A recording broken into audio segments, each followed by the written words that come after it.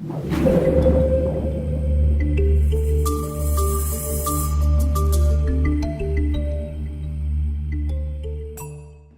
Mary said to you guys that you have 3 choices in terms of which service, okay? But if you can't get to the 11 o'clock on time, anybody? You don't have a choice. But we've invented the noon just for you, okay? Can I hear anybody excited about the noon?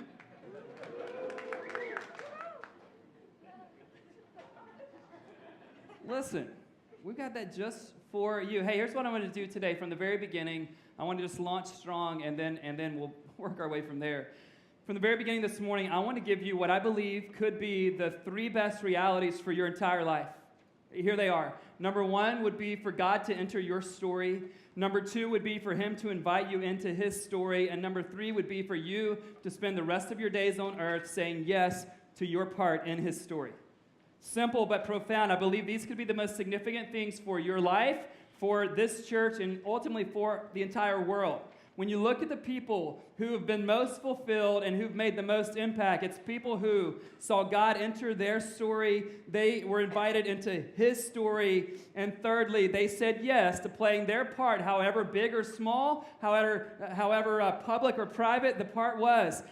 So if you want to think about how am I doing in life, lots of gauges we could use this morning, but I just want to ask those 3 for you. Has God entered your story? Have you heard his invitation to enter his amazing eternal story? And are you in a pattern of saying yes to whatever your part is in his great eternal story? Some of us are like, Ben, I'm just not convinced that God would want to enter a story like mine. It's a messy story. I don't know a ton of things about God, or maybe I know just enough about God to know that he's not the kind of God who would want to enter the story of a person like me. And if he did want to enter the story, I don't know that it would be a favorable outcome for me. And if he did want to enter the story, I'm pretty sure that he's not going to be anytime soon inviting me to play a significant part in what he's up to in history. And here's the reason why we think those kinds of thoughts. We believe when it comes to our lives, and especially our future, we believe that we are the X factor. We believe that it's our past, our mistakes, our shortcomings, our sin, our limitations, our lack of capacity, our weaknesses, our struggles, our habits, our addictions. And so when we think about our own futures, oftentimes we think that the future of our lives will be much like the past. And in some ways that's true, right? Right, you should hire people for the future of your company based on how they've performed so far. Can we agree that that's a good thing? This is how we think about restaurants, right? You make plans to go to restaurants that you've been to in the future because you had an experience that was amazing. By the way, Friday night, I was at the Slanted Door. I will be back. It's one of those things like, I've been here before. How did I let you out of my life? You know what I mean? It's one of those kinds of experiences. It was just amazing. But there are other restaurants you go to, and because of that experience, you will what? Never go back. No matter what the review says, no matter what your friend says, no matter who invites you, no matter who pays for it, you're not going back. When it comes to picking a marriage partner, we have this principle in place, and it's a good one, right? Based on how someone treats you while you're dating, you can assume, hopefully, that they would treat you like that when you are married to them, but we often know those assumptions are wrong, and we can't do anything about them. So when it comes to our own future, when it comes to what we think is possible for the rest of our lives, oftentimes we have a limited belief in the possibilities that could potentially exist because we believe that we're the greatest X factor in our lives. But if God indeed is the X factor, the greatest X factor for your life, then all bets about your future and your future and your future are off the table. Let me ask you this question. What if God can influence your story even more than you can? What if God has the ability to influence your story even more than you? And you're like, but Ben, it's my life. What if you don't have to relegate yourself to living a self-made life? What if you actually don't have to lie in the bed that you make? What if your past doesn't get to dictate your future? What if the latest chapters in your life or the middle chapters in your life don't have to mirror the early chapters in your life? Again, if you're the X factor, my guess is your future looks a lot like your life so far. The trajectory of your life, we're all on some trajectory. My guess is that your future, if you're the main idea of your life, if you're the great influencer of your future, my guess is you can bank that your you can take it to the bank that your future will look much like your past. But if God is an influencing factor, and if he has greater power than your past does, than your life, than your shortcomings, your mistakes, even your sin, then maybe all bets are off in terms of what could be true and possible for your future. We're continuing this Enter the Story series today, and so if you have a Bible, we're still in Acts chapter 8 this morning. If you need a Bible, raise your hand, we'll get one to you. For the rest of us, Acts chapter 8, we'll just be in the first part of the chapter. Just lift a hand if you need a Bible this morning, and we will get one to you. And this is a gift from us to you. You can keep this. Acts chapter 8, verses 1 through 3. We'll get there in just a moment. We've been in the book of Acts, and really more of the same's been happening. If you've been around or you've stayed tuned in with the podcast, the church is continuing to grow and expand and spread. The religious leaders are still furious that the movement of Jesus hasn't been shut down for good. Not only that, they're furious that they see the movement of Christ beginning to pick up some steam. So they're already angry. Well, they take their opposition up a notch, and what they do is they stone to death, they murder a guy named Stephen, who was an early church leader. They murdered him simply because he was a Christian and because he was committed to sharing the message of Jesus with whomever he saw. And so he let those leaders know, here's the reality of Jesus, here's what you did to him, here's what he did. He died a sinner's death and he rose from the dead. That's his story, and they're furious. They end up stoning him to death. And after they stone him to death, this is where we first get introduced to the man I want to talk to you about today. This is a man who was the very least likely person to be included in the story of God. He was the least likely person to have God enter his story, because we know who God is and we know what God is for, and God doesn't enter stories like this guy's. Oh, but he does. And so if you have a Bible, Acts chapter 8, verses 1 through 3, we're going to talk about the life of Paul today. But here's what I want you to do is you stand with me. Go ahead and stand. We're going to talk about Paul's life, and I want you to just forget what you know for a moment, if that's possible. And for a moment this morning, what I want to ask us to do is fixate on how Paul's story begins. I know we know a lot about the good stuff that happened later on, but I just want you to get fixated for a moment on where his story starts. I think there are some things that are going to emerge as we look at Paul's life, as we think about how God enters our story, how God invites us into his story, and how we can say yes to playing a part in that story. I think our minds could be expanded. Things that we didn't think possible coming in this morning could be seen as possibilities. So here's Acts chapter 8, just the first 3 verses. It's after the death of Stephen that Paul enters the scene, that we get his introduction. Here it is. And Saul, that's his name at the beginning, approved of that's Stephen's execution. And there arose on that day a great persecution against the church in Jerusalem, and they were all scattered throughout the regions of Judea and Samaria, except the apostles. Devout men buried Stephen and made great lamentation over him. But Saul was ravaging the church, and entering house after house, he dragged off men and women and committed them to prison. You may be seated. Again, I want us to fixate our minds on where this guy's story begins, because I know what you know. If you know anything about this guy, you know the good stuff. If you know a little bit or a lot, you may know some of these kinds of things. You may know that this man, Paul, more than anyone else in the first century except Jesus, was responsible for impacting the movement of Christianity. Now, Peter would argue with Paul, but Peter would be wrong. Okay? He would argue. If you know Peter's story at all, he'd be like, no, I'm more important. Peter, you're not.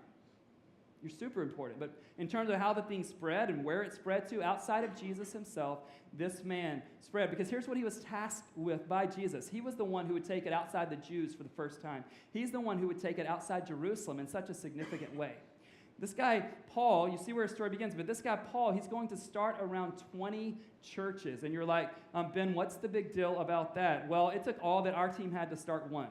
And I don't plan on starting a second one. And there's no please don't to that. There's no amen. There's no, all right. What I said was, I don't plan on starting another one.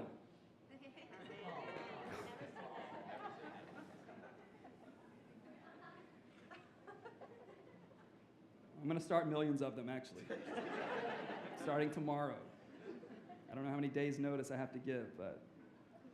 So he starts 20-something churches, and then when you look in the table of contents in the Bible, when you look at the New Testament, what you'll see are 27 different letters or books, as we call them, in the New Testament. 27. This guy is responsible for 13 of them. Significant? So he has this amazing story. And if you know anything about his story, what we typically know is where it kind of ended. That he was the one that started churches. He was the one that would go to prison. He was the one that advanced the mission. He's the one that took it into Asia. He had 3 different missionary journeys. He was beaten for his faith. He was arrested for his faith. He ended up shipwrecked a number of times. That's his amazing story. But that amazing story starts right there with this introduction. And he approved of someone else's murder. And he didn't approve of a religious fanatic's murder. He simply approved of a man who was murdered because he loved Jesus and was spreading the message of Jesus. And that's where Paul's story starts. Approving of an innocent man's murder. You feeling pretty good about your story? No. That's where it begins for him. Which brings us this principle right off the bat, because we know where it started now. We know kind of where it ends up in the end. Here's the principle. Your story doesn't have to end where it began. Your story doesn't have to end where it began. The things that happened to you, the things that you chose for your life, the things that other people chose to do to you or not do to you or do for you, what you do have, what you don't have, what your mistakes are, your story doesn't have to end where it began. And Paul's living proof of that. Look at verse 3. He's ravaging or destroying the church. He's ravaging or destroying the church. One commentator said that Paul was the church's worst enemy. The worst. He's dragging men and women out of their homes, off to prison, and the text doesn't say this, but what do we know about who's left in those homes? Now, if you have anything in your heart at all for kids, okay? If you don't, we're not going to ask you to work the kids ministry. You need to check another box. But I want you to picture that. Because moms and dads have come into a relationship with Jesus, because they're meeting as part of the new church in the first century, their little boys and little girls are in homes alone. Perhaps it's worse than that. Certainly, there's no way God's going to enter the story of a person who would do that to men and women and boys and girls. Certainly, God's not going to show up and invite a guy like this to have any part in his story, right? Unless he just invites him in long enough to destroy him. There's no other explanation. Why in the world could this guy have a shot at the story of God? You see in verse 1, it says, on this day, the day that Stephen was murdered, the day that Paul is clapping for the murder of Stephen, it says on this day, intense persecution started in Jerusalem. Do you see it? And because of that, they had to scatter. You're like, Ben, why did they have to scatter? Because they would have been the next Stephen. So they scatter. And remember, Jerusalem's in the region of Judea, and then Samaria is the region next. And so it says they scattered from Jerusalem into other parts of the region of Judea and into the region of Samaria. That's where they scattered. If you look at this just at face value, what you begin to think is this is the worst thing ever. But if you remember the plan Jesus gave, anybody remember what we said the main verse is in all of the book of Acts? Anybody? Help a brother out. Yeah. Acts 1:8, but you will receive power when the Holy Spirit comes upon you, and you will be my witnesses in Jerusalem, in all Judea, in Samaria, and to the end of the earth. Guess what's happening? What does Paul learn, and what do we learn in this moment when it comes to the movement of Jesus? Even if you try to full-on oppose it, you might be the one who helps it spread. When you see the big picture, when you think about the promise of God. But here's what Paul learned throughout his life. You can oppose the movement of Jesus, or you can flow with the current of the movement of Jesus, but whatever you decide to do, it's moving on. And it can move on with or without you, because when Paul's against it, he actually expands it. When Paul's for it, he actually expands it.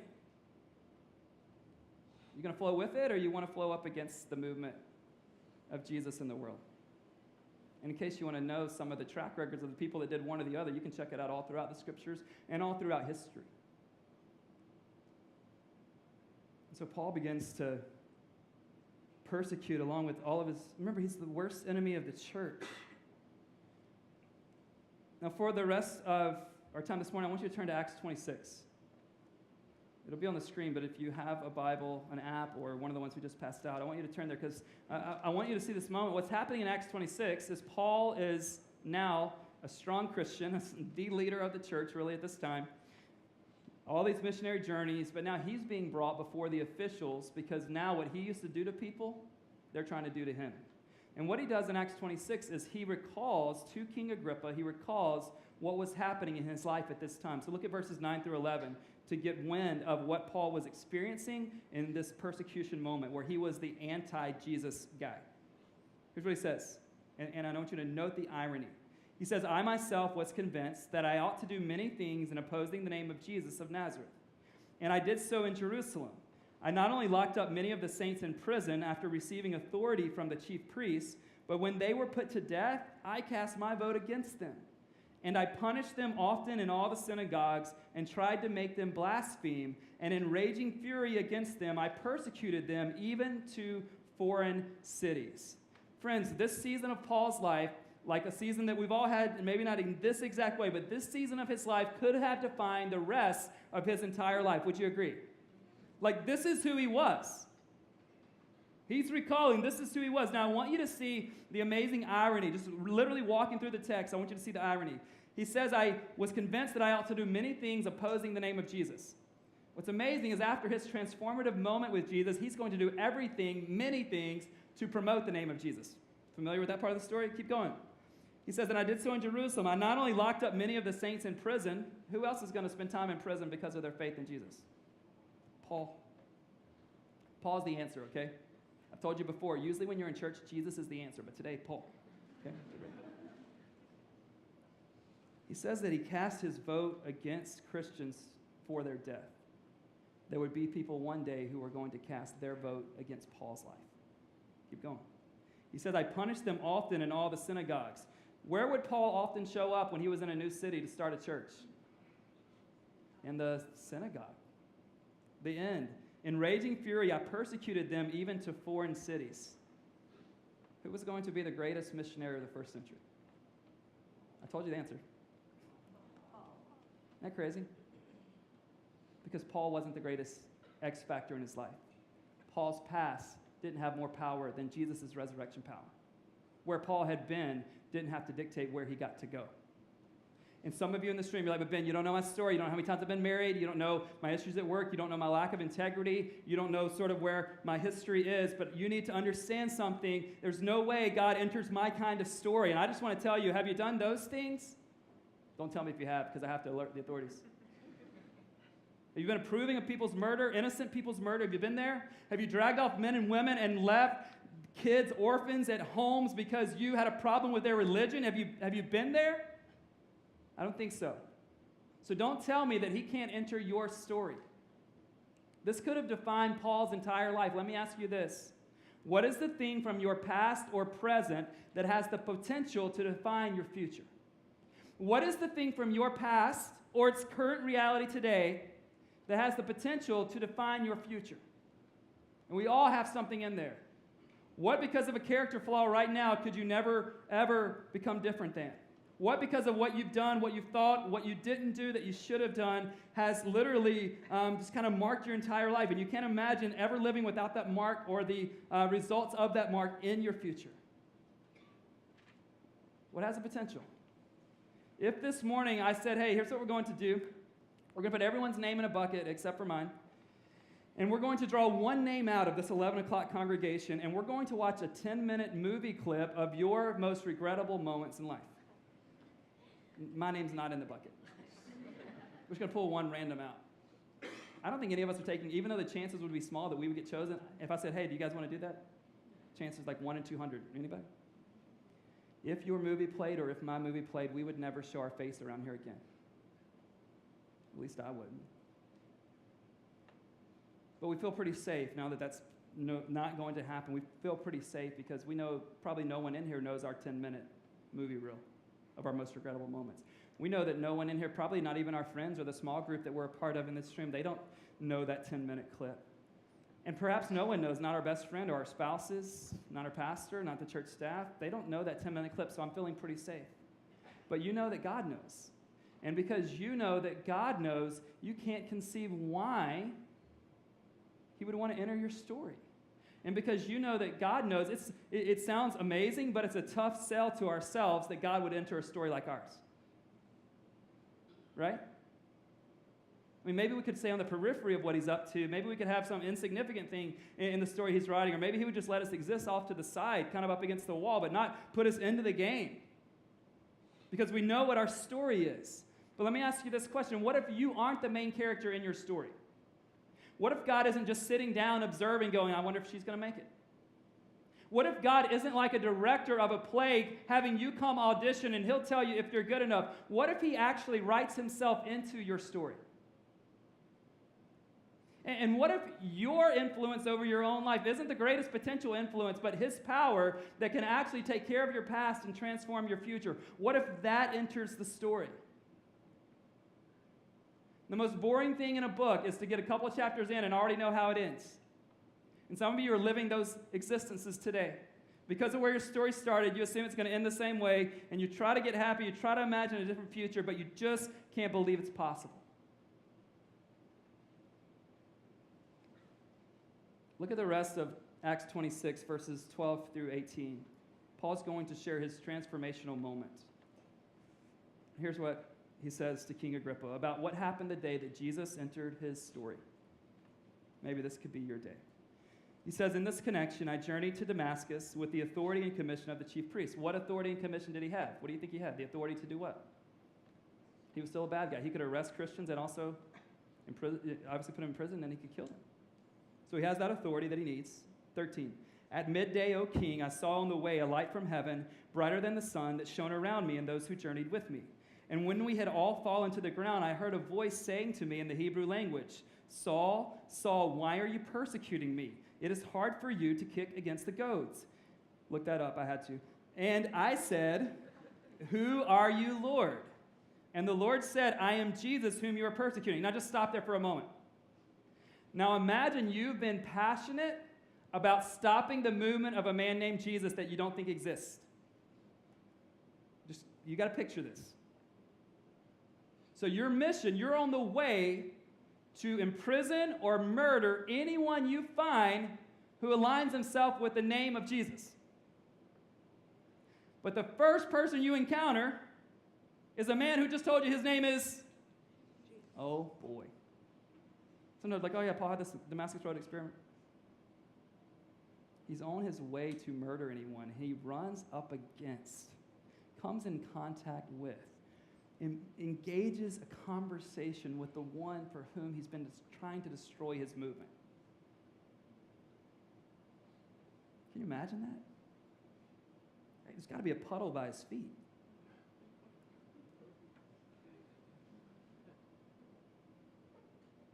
He knows what he's done. All under the assumption that this guy is nothing like God. He's not God. He has no power. He's not alive. Keep going. I just wanted you to see that.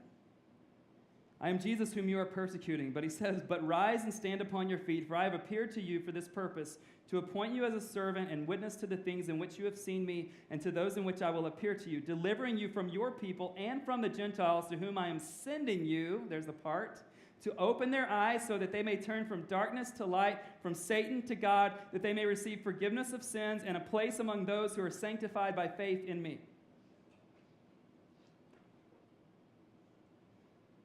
Jesus knew about Paul's past and Jesus knew about Paul's present, but he wasn't fixated on either. Because he understood that if he, as the X Factor, stepped into Paul's story, that he could transform Paul to have a different future. Do you see it? And he says, Paul, not only am I not holding your past against you with my grace, I'm going to give you the purpose, the part in my story to go and tell other people that they can be forgiven of their past too. I mean, imagine what Jesus might have said to him. Paul, who better as a spokesperson for my love and grace than you? You see, if someone was righteous and Jesus came to them and said, hey, I want you to be the spokesperson for my movement, no one, including yourselves and myself, would be able to sit in an audience like this and go, oh man, I'm in too because I'm perfect. So who does he send as a spokesperson? The guy who titled himself the chief of sinners. The guy who had no part in the story of God in terms of earning it. That's who he comes to. That's who he wants to use. Isn't that crazy? And so he says to them, Paul, you're going to be sent. Here's your part. I've just entered your story. Would you agree? I'm inviting you to enter my story, and here's your part. You're going to go. You're going to tell people they don't have to live in darkness like you've been doing. They can also live in the light. You're going to go, and you're going to let people know, hey, you've been living your life against God. Now you can live it for God. You're going to go and let people know, yes, you guys know who I was, but Christ has transformed me. I've been forgiven, and now I want to share that message with you. That's how a movement takes place. Jesus enters his story. And you see this, here's the deal. When Jesus enters your story, your past doesn't have to dictate your future. It doesn't. So quit thinking that you're the big deal about your future. Quit thinking that what you've done has to be what you are going to always do. Paul had to lay that down. It had to blow his mind, and we know it blew everyone else's mind when they heard that Paul had been transformed. Because Jesus' resurrection power was greater than Paul's past, greater than what he did to men and women, greater than what he had done to those little children, greater than anything Paul brought to the table. Jesus said, when I step in, so it seems to me the greatest indicator of your future is going to be whether or not you surrender to God's story or whether or not you resist your part in God's story. I don't see any other options.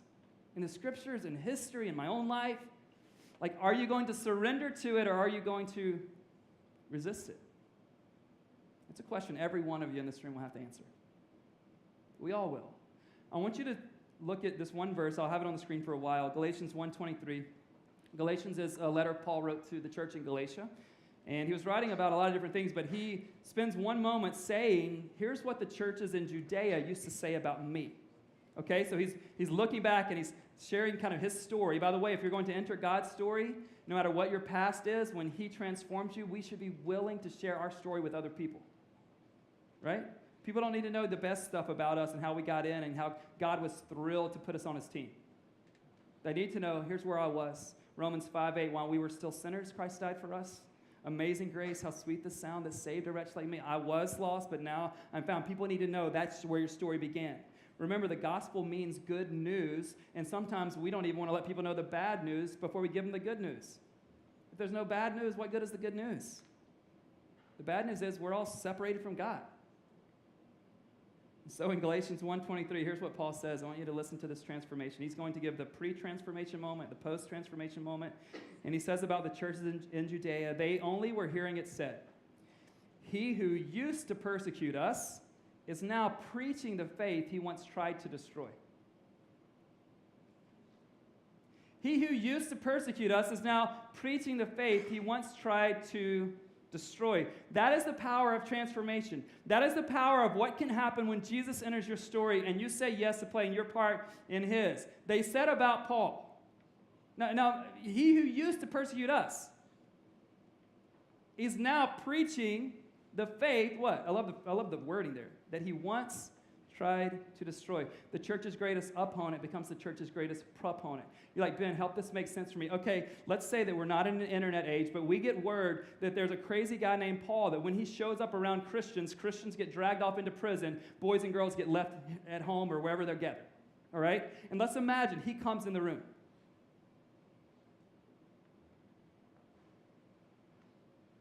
What are you doing? You don't know about his transformation.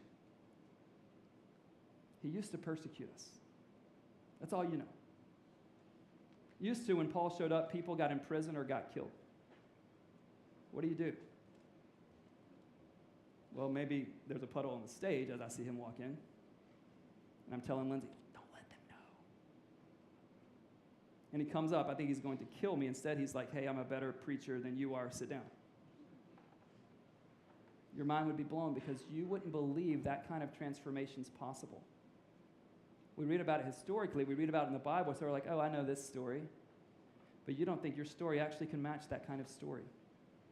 What God wants to say to you today is that because of Jesus entering your story, your past doesn't have to dictate your future. You can be changed. You can be new. You can be different. Paul did not deserve his part in the story, but he obeyed, he trusted, and he stepped into what God wanted to do. So here's what I want you to do to end our time today. I want you to look at this verse, just the quote part from Paul. And I just want you to fill in the blank where he had some answers. I want you to have personal answers. So think about the thing that you regret or ashamed of or whatever the most, and just start it like this. He or she, talking about you, who used to, fill in the blank. He or she who used to, even if it's not in the past yet, just think about this moment. Imagine that kind of transformation. He or she who used to, blank, is now blank. And with a second blank, think about the most amazing thing that you can barely believe is possible for your life in terms of who you could become in light of who you were, who you are. So maybe we go something like this. He who used to be verbally abusive now speaks words of life to his friends and to his enemies. She who used to make terrible relational decisions now is full of healthy relationships in her life. He who used to think church was a waste of time is now on staff at a church. He who used to think there was no hope for him now lives full of hope, even though his circumstances aren't hope-inducing. She who used to think her past could never be forgiven now lives in the freedom that only Christ could bring. If you believe God's the greatest X factor, then you know that is your future possibility. If you believe that you have sunk your own future ship of life, then you shouldn't live with hope. But Paul is telling us, Jesus is telling us, I'm trying to tell you, you have great reason to live with hope because Christ can transform your past into a different future. Would you bow your heads and just close your eyes for a moment? I know you still may be just thinking that it's absurd that God, if he really does exist, would want to enter a story like yours. Maybe it's like, you know what, Ben, you just don't even know. I don't. But I want to encourage you to allow God to enter your story this morning. And so with our eyes closed, everyone, I just want to say if you are at a place this morning where you want to, by faith in Jesus, enter the story of God, enter that story of forgiveness and redemption, and you've never done that, but you're interested in doing that this morning, will you just lift your hand so I can speak directly to you? If you're interested in just entering by faith, the story of Jesus saying, hey, I'm yours. I trust you. My faith is in you. Yeah. And if your hand's up, here's what I want to say to you. God's whole idea in Jesus coming was to rescue me and you from our sin and to give us a new future, a transformation. He owned your sin as though it were his own sin. He paid for it as though it was his debt. And you can, through faith in him, have new life. And if that's you this morning, I'd love for you to write it on your card or email me. I'd love to, even if we can get together this week and just talk about what it looks like for Jesus to enter your story and you to receive that by faith. You can just say a prayer that goes like this: Jesus, today I believe that you're calling me into your story, not because of how amazing I am, but because of your grace and mercy. And I want to enter by faith. Thank you for forgiving me of my sins. Thank you for putting your spirit in me. Thank you that my future is not foretold based on my past. I have freedom. You can use me, and I am in. But for the rest of us, we need to take some inventory too. Are you trying to get God to say yes to the story you're trying to create on your own? Or are you willing to surrender to him and not resist him and play the part that he gives you in his story? I do believe there's nothing like having God enter our story, invite us into his, and say yes with whatever days we have left on this earth to what he wants to do in us and through us for the sake of his name and the sake of the world. God, I pray that you would move. God, I pray that you would stir hearts. I pray that you would build hope for the hopeless. God, that you would bring cleansing to those of us who have a past that certainly can't enter your story by itself. Pray that you would wash over our hearts, and God, you would speak clearly about what you want to do in our hearts and what you want us to do in your story. God, may we be a people, may we be a church where we see you enter our story, invite us into yours, and we say yes to whatever you want to do. That's the most fulfilling thing we can give our lives to. It's the most impactful thing we can give our lives to. Jesus, I pray you would work in these moments. In your name I pray. Amen. Would you stand as the band leads us as we consider how crazy that God would welcome us as his children?